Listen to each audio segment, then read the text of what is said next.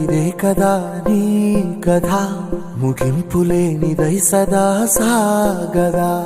ఇదే కదా నీ కథ ముగింపులేనిదై సదా సాగదా.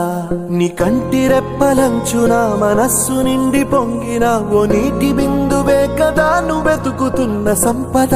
ఒక్కొక్క జ్ఞాపకానికి 100 ఏళ్ల ఆయువుందిగా ఇంకె